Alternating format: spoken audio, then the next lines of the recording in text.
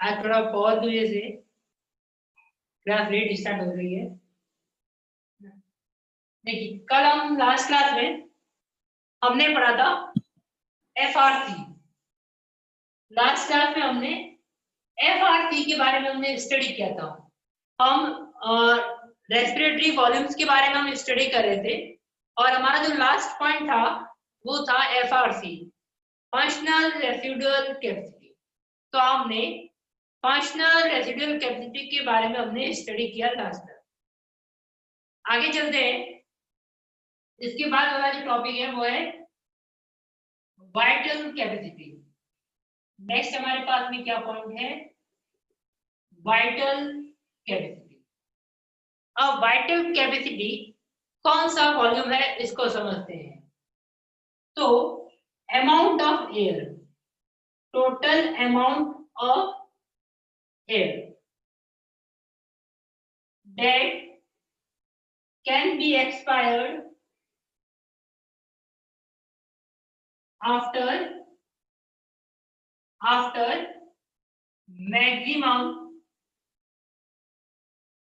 maximum inspiration और vice versa.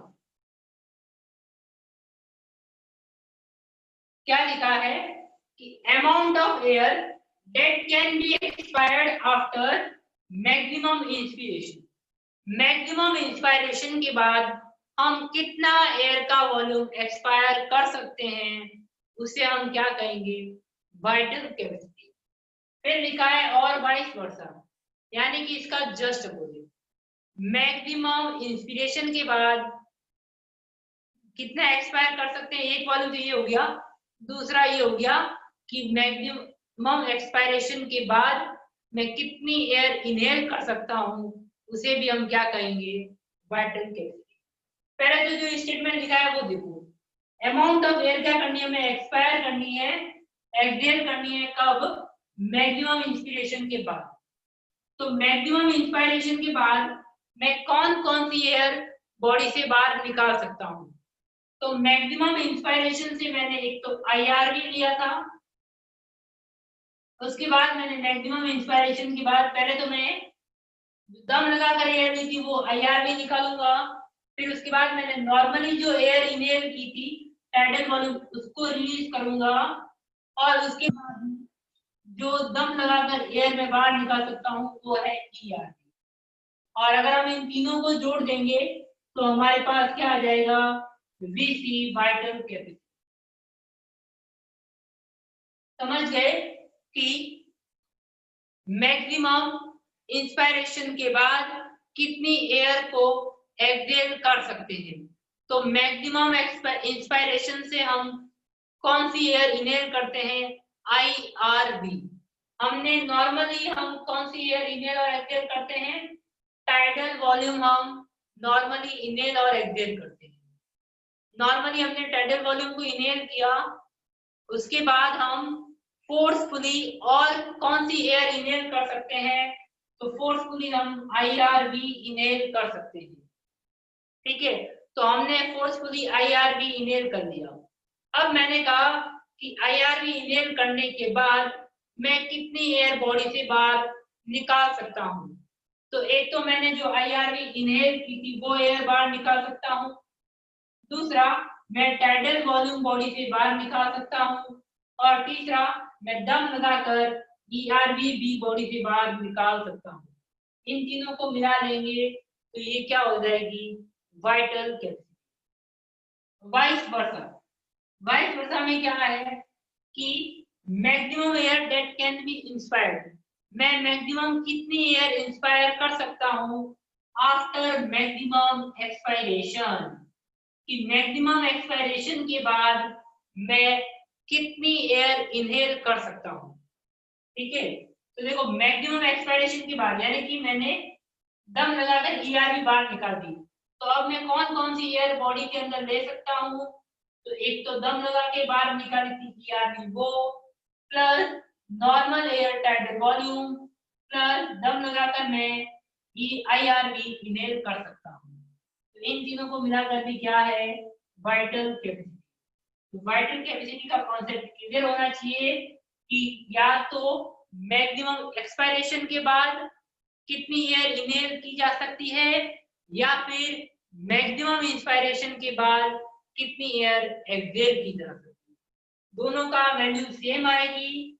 ERV का value लेते हैं 1100, इसका 500 लिया, इसका इनिशियल वैल्यू 2500 लिया।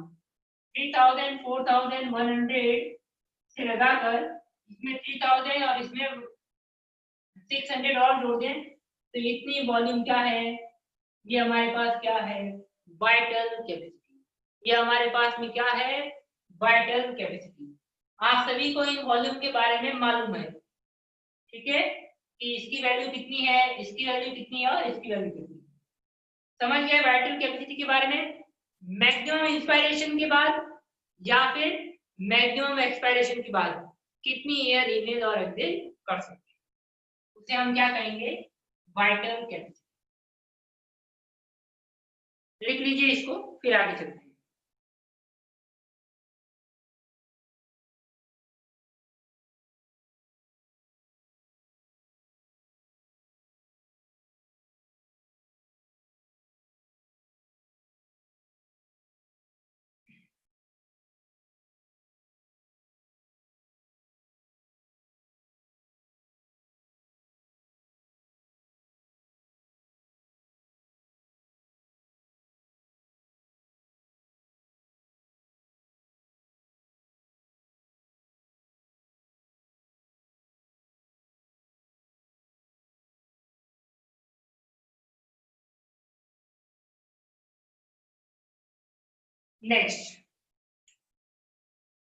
नेक्स्ट और लास्ट हमारे पास रेस्पिरेटरी वॉल्यूम है, वो है TLC, total lungs capacity.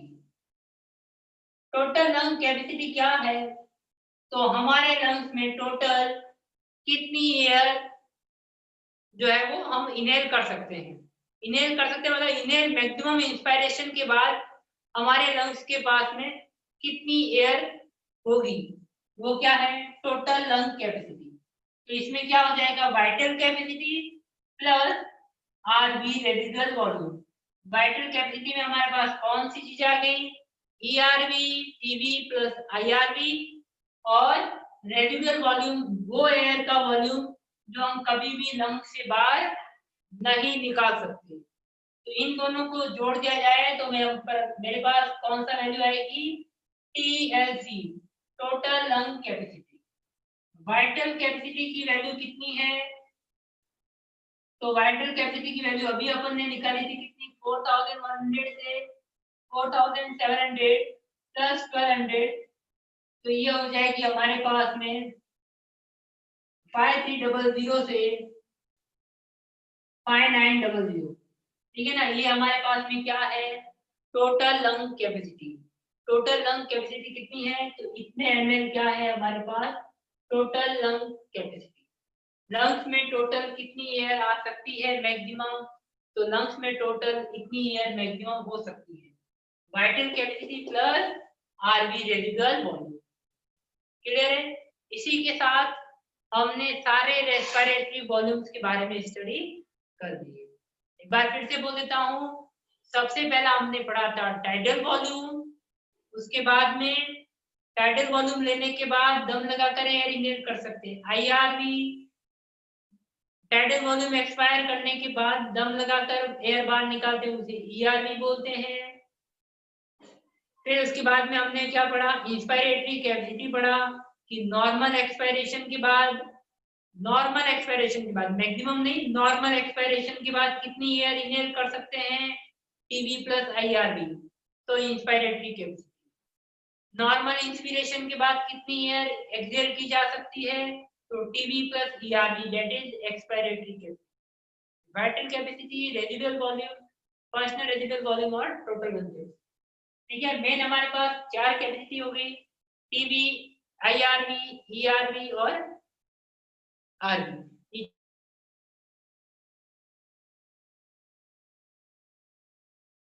Major चार वॉल्यूम ध्यान रखने हैं, बाकी सब घुमा फिरा के पूछे जाएंगे और हमें उन्हीं से आंसर देना है।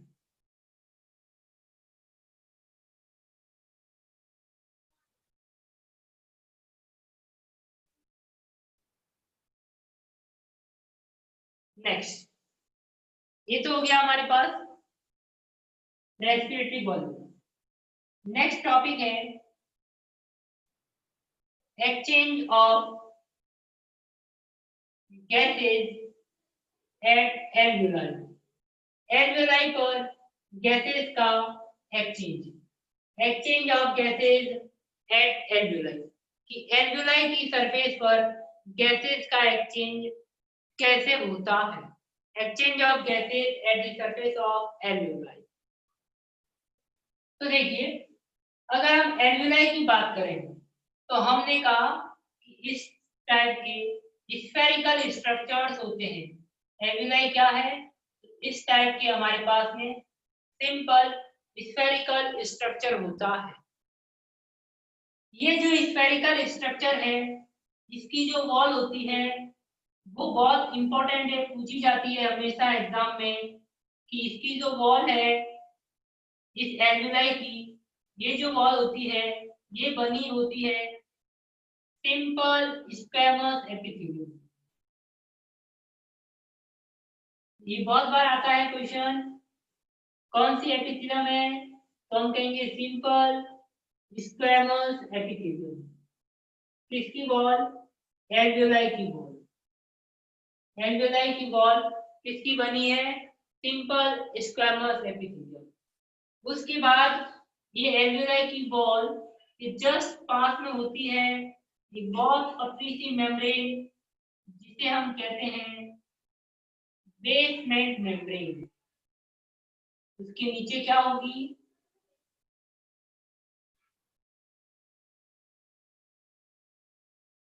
ये हमारे पास में क्या है? Basement membrane. ये क्या है हमारे पास? Basement membrane. Epithelium simple square epithelium. उसके बाद नीचे, उसके नीचे जो थिन मेम्ब्रेन है वो कौन सी है? Basement membrane. और फिर उसके बाद यहाँ पर शुरू होती है कौन सी लेयर? कैपिलरीज।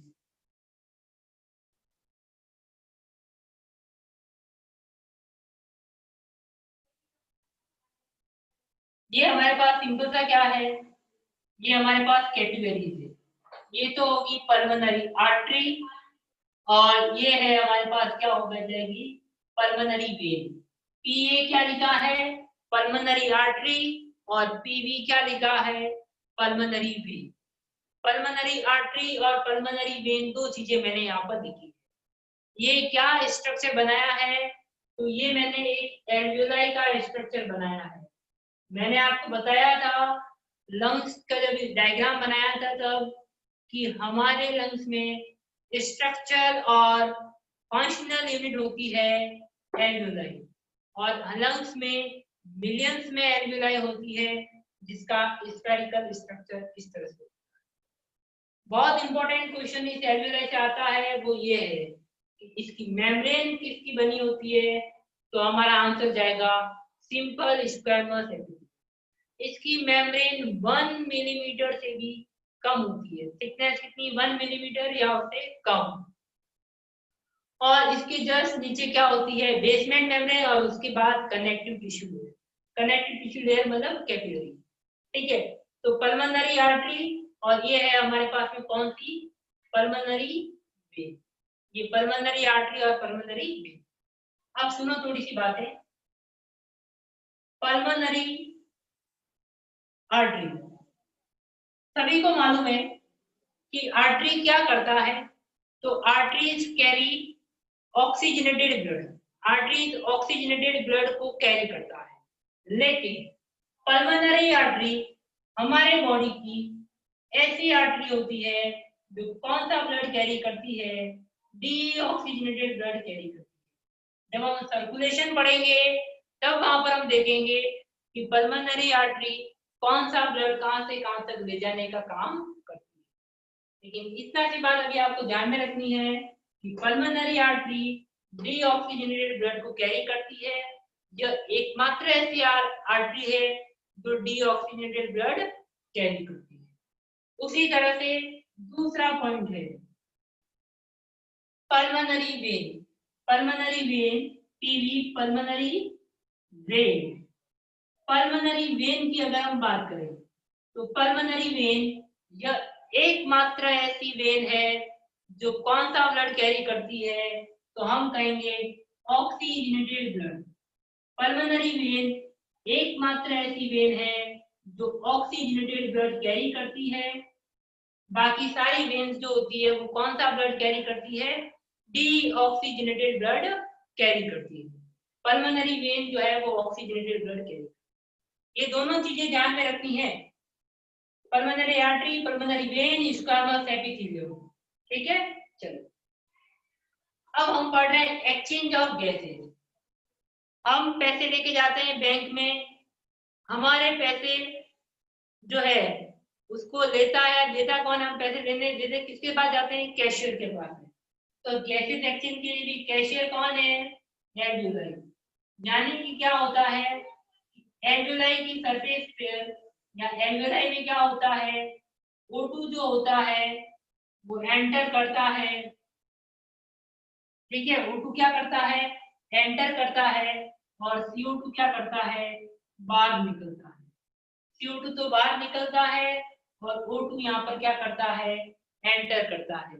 जो डीऑक्सीजनेटेड ब्लड आया है, ये जो डीऑक्सीजनेटेड ब्लड आया है, इस ये कौन सा ब्लड लाएगी, पल्मोनरी आर्टरी डीऑक्सीजनेटेड ब्लड लाएगी। इस डीऑक्सीजनेटेड ब्लड से तो CO2 तो निकलता है बाहर और O2 क्या करता है, अंदर जाता है। क्यों जाता है, गैसेस का मूवमेंट किस कारण होता है, तो हमने कहा है डिफ्यूजन पैटर्न से गैसेस का मूवमेंट होता है। और डिफ्यूजन क्या कहता है कि हाई प्रेशर से लो प्रेशर की ओर मूवमेंट होगा, हाई प्रेशर से लो प्रेशर की ओर मूवमेंट होगा। और एल्वियोलाई की सरफेस पर ऑक्सीजन का पार्शियल प्रेशर हाई होता है, किसकी तुलना में, कार्बन डाइऑक्साइड की तुलना में। ऑक्सीजन का पार्शियल प्रेशर यहाँ पर कितना होता है, 104 होता है, जबकि इसका कितना होता है, 40 mm ऑफ Hg। यहाँ पर कितना होता है, 40 mm ऑफ Hg क्या होता है, यहाँ पर CO2 का पार्शियल प्रेशर होता है और ऑक्सीजन का पार्शियल प्रेशर कितना होता है, 104। तो ज्यादा पार्शियल प्रेशर इसका है ऑक्सीजन का, तो ऑक्सीजन ब्लड के अंदर एंटर करता है, जबकि CO2 वहां से बाहर निकलता है, क्योंकि CO2 का यहाँ पर प्रेशर क्या है, लो, तो हाई से लो की तरफ मूव करता है। तो इस तरह से CO2 तो यहाँ से बाहर निकलता है और ऑक्सीजन यहाँ पर एंटर करता है। ये कहाँ पर बात करी अपन ने, एल्वियोलाई की सरफेस। और उसी जगह ये का ये अगर हम टिश्यू की लेवल पर जाएं तो टिश्यू लेवल पर जस्ट उल्टा है, वहां पर ऑक्सीजन का पार्शियल प्रेशर होता है कम, CO2 का पार्शियल प्रेशर होता है ज्यादा। तो ऑक्सीजन की सरफेस पर, सॉरी टिश्यू की सरफेस पर O2 तो बाहर निकलता है और CO2 एंटर करता है। टिश्यू से ब्लड में CO2 आता है और ऑक्सीजन जो है वो वहां से बाहर निकलता है। ठीक है ना, सिंपल सा है। It depends on partial pressure. Partial pressure क्या है, तो टोटल प्रेशर जो है उसमें इंडिविजुअल गैस का जो प्रेशर होता है उसे हम पार्शियल प्रेशर कहते हैं, जिसको सिंपली हम PO2 partial pressure of oxygen and PCO2 that is partial pressure of carbon dioxide से हम डिनोट करते हैं। इतनी सी बात ध्यान रखनी है। मैंने आपको दोनों चीजें बताई कि एल्वियोलाई की सरफेस पर क्या होता है, ऑक्सीजन एंटर करता है, क्योंकि यहाँ पर ऑक्सीजन का पार्शियल प्रेशर कितना है, 104 है, जबकि कार्बन डाइऑक्साइड का 40 mm ऑफ Hg। टिश्यू की सरफेस पर ऑक्सीजन का तो होता है 40 mm ऑफ Hg, जबकि CO2 का होता है 45 mm ऑफ Hg। इस तरह से गैसेस एक्सचेंज की जाती है। लिख लीजिए इसको, फिर आगे चलते हैं।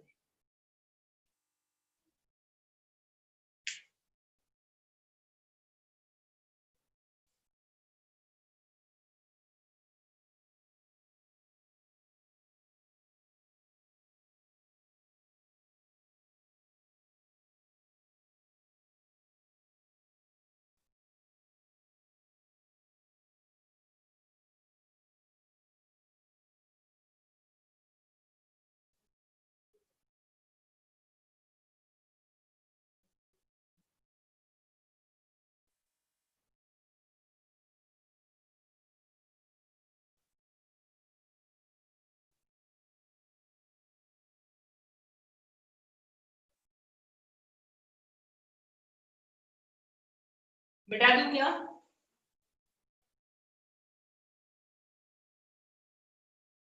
104 लिखा हुआ है, ये 40 लिखा हुआ है CO2 के लिए।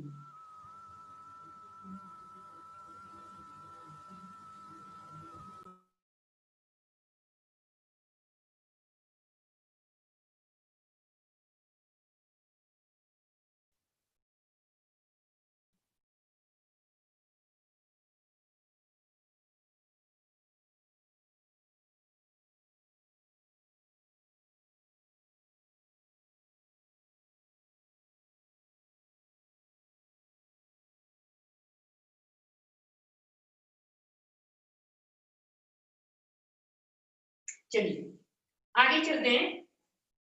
अब हम पढ़ेंगे कि ऑक्सीजन और CO2 का ट्रांसपोर्टेशन कैसे होता है। सबसे पहले हम पढ़ते हैं ट्रांसपोर्टेशन ऑफ ऑक्सीजन। पहला पॉइंट हम पढ़ने जा रहे हैं ट्रांसपोर्टेशन ऑफ ऑक्सीजन, कि ऑक्सीजन कैसे ट्रांसपोर्ट होती है। अभी हमने देखा कि ऑक्सीजन एल्वियोलाई की सरफेस से ब्लड में आ रही है और उसके बाद CO2 वहां से बाहर निकल रही है। अब इसका बॉडी में ट्रांसपोर्टेशन कैसे हो रहा है, ये चीजें समझनी है। कौन कौन से फैक्टर्स फेवर करेंगे ऑक्सीजन ट्रांसपोर्टेशन को, फॉर्मेशन को, डिसोसिएशन को, वो सारी चीजें समझ। ट्रांसपोर्टेशन ऑफ ऑक्सीजन, ऑक्सीजन का ट्रांसपोर्टेशन दो तरीकों से होता है। एक तो होता है डिसॉल्व प्लाज्मा, यानी कि ऑक्सीजन प्लाज्मा के साथ में घुल जाती है, डिसॉल्व इन प्लाज्मा, और उससे जो ट्रांसपोर्टेशन होता है वो कितने परसेंट ऑक्सीजन का होता है, तो हम कहेंगे 3% of the oxygen is transported in the form of dissolve plasma. वो 3% ऑक्सीजन प्लाज्मा में डिसॉल्व हो जाती है।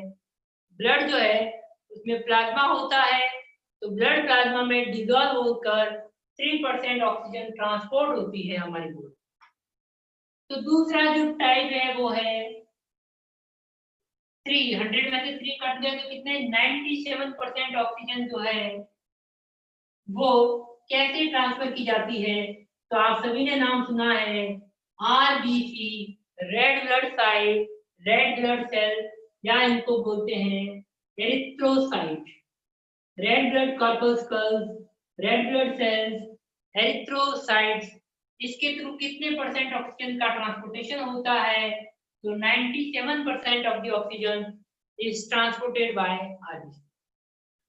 आरबीसी की बात करते हैं। अब हमें ये तो पढ़ना ही नहीं है, 3% डिसॉल्व प्लाज्मा में जाती है, ठीक है। आरबीसी की बात करते हैं। आरबीसी के अंदर होता है हीमोग्लोबिन।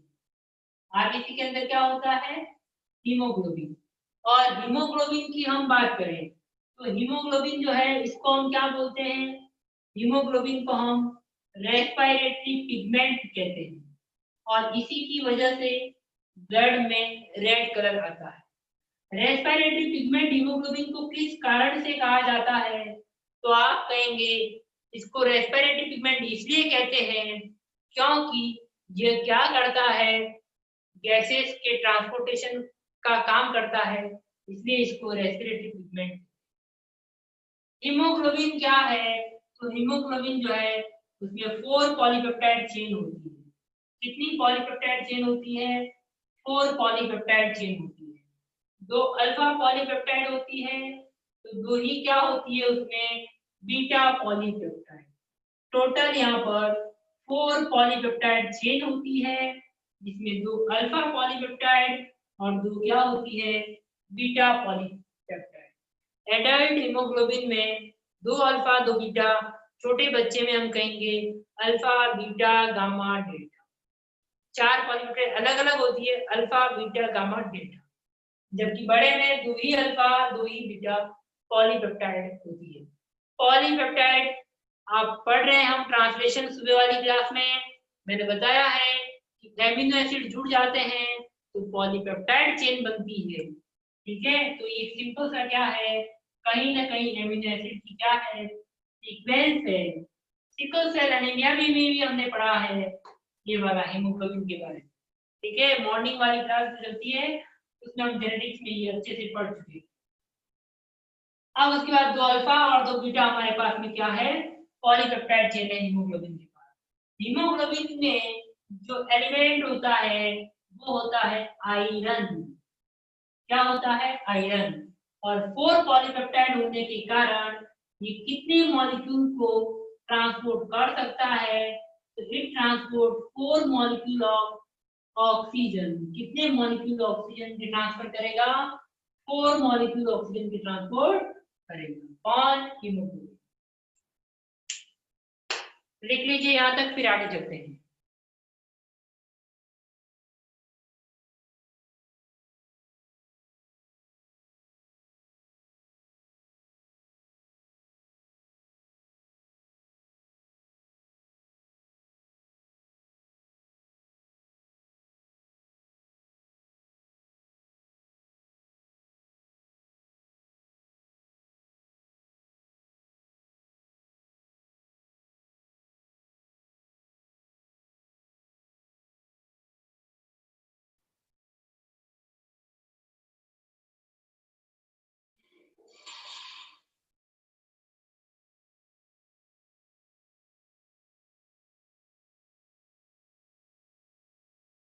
चलिए ठीक है, अपने इतनी बात पढ़ ली, अब आगे चलते हैं। हीमोग्लोबिन के बारे में हमने बात की। हीमोग्लोबिन कह रहा है कि मैं 4 मॉलिक्यूल को ले जा सकता हूँ। ठीक है, हीमोग्लोबिन 4 मॉलिक्यूल को ले जा रहा है, तो हमें क्या दिक्कत है, HbO2 बन रहा है। हीमोग्लोबिन ऑक्सीजन के साथ में मिलकर किस कंपाउंड का फॉर्मेशन करेगा, तो आप नाम देंगे ऑक्सी हीमोग्लोबिन का फॉर्मेशन करेगा। हीमोग्लोबिन ऑक्सीजन के साथ में जुड़कर किस कंपाउंड का फॉर्मेशन करेगा, तो हम कहेंगे हीमोग्लोबिन ऑक्सीजन के साथ में मिलकर ऑक्सी हीमोग्लोबिन का फॉर्मेशन करता है। हीमोग्लोबिन किसका फॉर्मेशन करता है, ऑक्सी हीमोग्लोबिन का फॉर्मेशन करता है। अब ये जो ऑक्सी हीमोग्लोबिन जो है, यानी कि हीमोग्लोबिन जो है वो किसको जोड़ रहा है, ऑक्सीजन को। और ये ऑक्सी हीमोग्लोबिन जो है वो, ये हीमोग्लोबिन फिर कहां पर ले जा रहा है इस ऑक्सीजन को, टिश्यू लेवल तक यहाँ पर ले जाने का काम कर रहा है। फिर ये जो है टिश्यू लेवल पर जाने के बाद ये HbO2 क्या हो जाएगा, वहां पर डिसोसिएट हो जाएगा, ऑक्सीजन अलग Hb अलग। टिश्यू लेवल पर क्या हो जाएगा, ऑक्सीजन अलग और हीमोग्लोबिन अलग। क्योंकि टिश्यू लेवल पर क्या होगा, तो ये चीजें हो जाएगी। मैंने कहा टिश्यू लेवल पर ऐसा क्यों होगा, तो टिश्यू लेवल पर due to less partial pressure of oxygen, this कारण से अब ऑक्सी हीमोग्लोबिन का फॉर्मेशन कहां पर होगा, तो एल्विलाई की सरफेस पर इसका फास्ट क्या होगा, फॉर्मेशन होगा। क्यों होगा, तो एल्विलाई की सरफेस पर ऑक्सीजन का पार्शियल प्रेशर क्या है, ज्यादा है। ऑक्सीजन का पार्शियल प्रेशर एल्विलाई की सरफेस पर ज्यादा है, तो वहां पर मैक्सिमम HbO2 कंपाउंड बनेंगे, टिश्यू लेवल पर ये टूटेंगे, ऑक्सीजन सेल को दी जाएगी। ठीक है, चलिए इतनी सी बात मालूम चल गई। क्वेश्चन एग्जाम में कौन सा आएगा, क्वेश्चन एग्जाम में आएगा हीमोग्लोबिन कौन सा कंपाउंड बना रहा है ऑक्सीजन के साथ में जुड़कर, सिंपल क्वेश्चन ऑफ हीमोग्लोबिन। कितने मॉलिक्यूल ऑक्सीजन की ट्रांसफर करता है, अच्छा क्वेश्चन है, 4 मॉलिक्यूल। ठीक है, ये बात आपको ध्यान में रखनी है। अब तक हमने जो पढ़ी, और आरबीसी के द्वारा जो ट्रांसपोर्टेशन हो रहा है वो कितने परसेंट ट्रांसपोर्टेशन है, 97% ट्रांसपोर्टेशन है। ये हमारे पास 3 क्या हो गए, अच्छे क्वेश्चन। अब इस बार भी क्वेश्चन आया है नीट में, factors affecting oxy haemoglobin formation और डिसोसिएशन। सिंपल सी बात है, ठीक है। Factors affecting oxy haemoglobin formation और डिसोसिएशन देखते हैं। ऑक्सी हीमोग्लोबिन के पहले मैं फेवर की बात कर रहा हूँ, किसकी बात कर रहा हूँ, फेवर की बात कर रहा हूँ। ठीक है ना, मैं ऑक्सी हीमोग्लोबिन के फॉर्मेशन के फेवर, मतलब फेवर की बात कर रहा हूँ, फॉर्मेशन की बात कर रहा हूँ।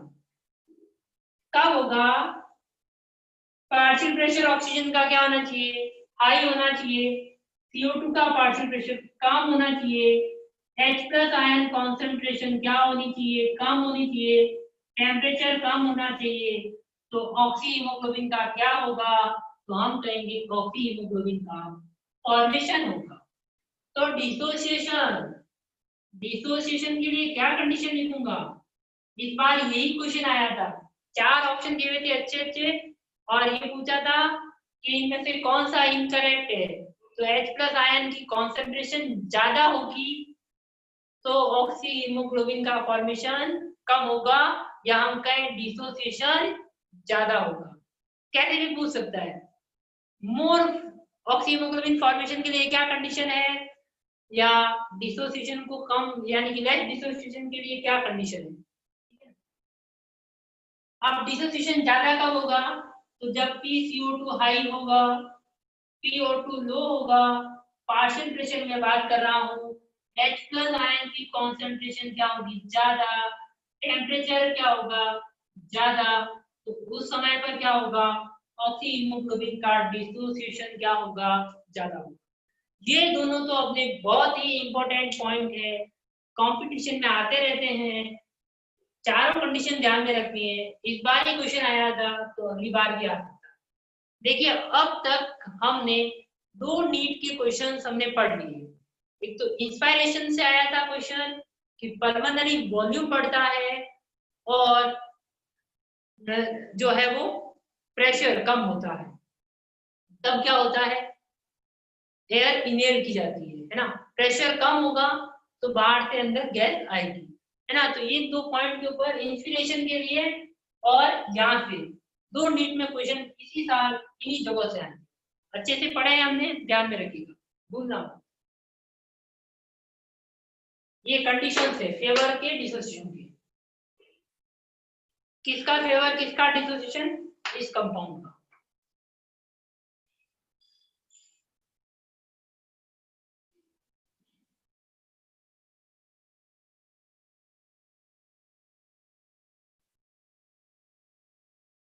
मॉर्निंग वाली क्लास भी अगर टाइम है आपके पास तो अटेंड करते जाएं, कहीं बहुत ज्यादा बिजी है तो बात अलग है, नहीं तो उस क्लास में हम नीट के क्वेश्चंस कर रहे हैं, जेनेटिक्स प्रॉब्लम सॉल्व कर रहे हैं, उस क्लास को भी अटेंड करिए, और इसमें तो आपको रहना ही है। चलिए 2 क्वेश्चन हमने देख लिए, अब हम आगे चलते हैं। एक सिंपल सा कर्व है,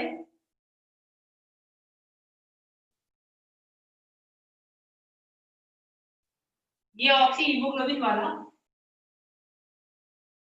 ठीक है ना।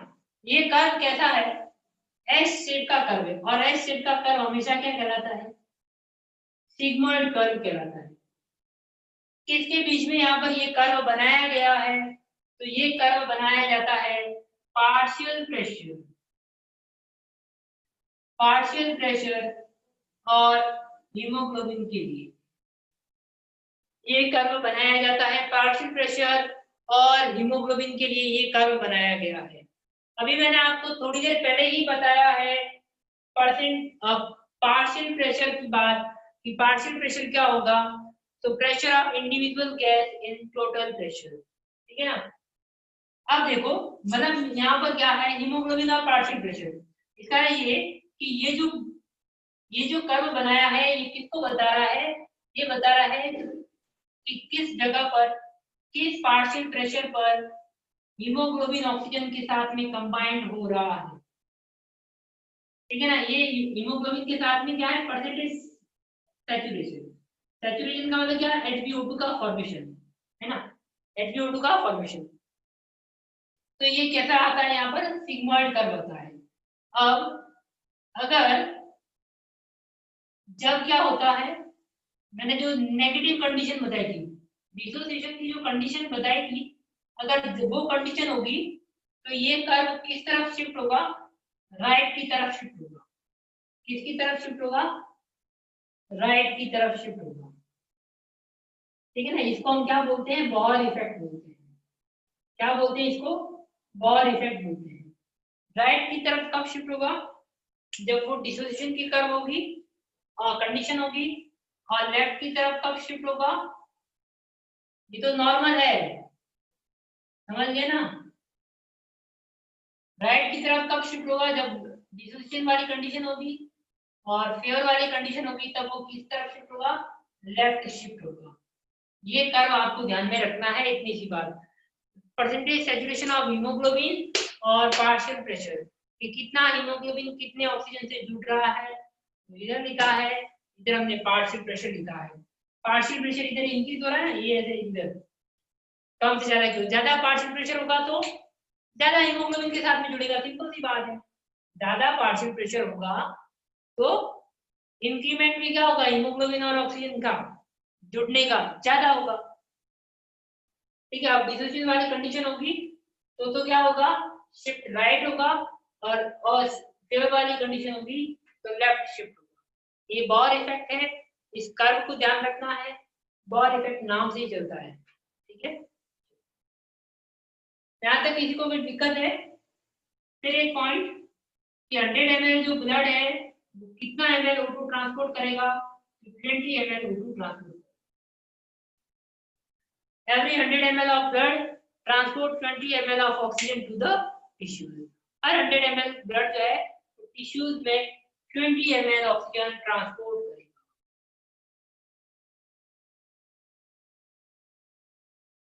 तो इस तरह से क्या होता है, आरबीसी के द्वारा हीमोग्लोबिन से जुड़कर ऑक्सीजन हमारी बॉडी में आगे ट्रांसपोर्ट होता है, हीमोग्लोबिन के साथ जुड़ता है, फिर वो हीमोग्लोबिन उसे कहाँ ले जाता है, टिश्यूज की सरफेस पर ले जाता है। टिश्यूज की सरफेस पर ले जाएगा, पार्शियल प्रेशर कम होने के कारण हीमोग्लोबिन ऑक्सीजन अलग अलग हो जाएंगे, ऑक्सीजन सेल के पास चला जाएगा, हीमोग्लोबिन खाली हो जाएगा, उसके साथ में कोई और जुड़ेगा। ठीक है, वो और कौन जुड़ेगा वो बता दें। उससे पहले एक बहुत अच्छा सा क्वेश्चन है। हेलो सर, टाइम हो गया दूसरे लेक्चर का। Okay sir. हाँ ठीक है, नेक्स्ट क्लास में पढ़ते हैं। यहाँ तक किसी को कोई डाउट है तो पूछ लेना।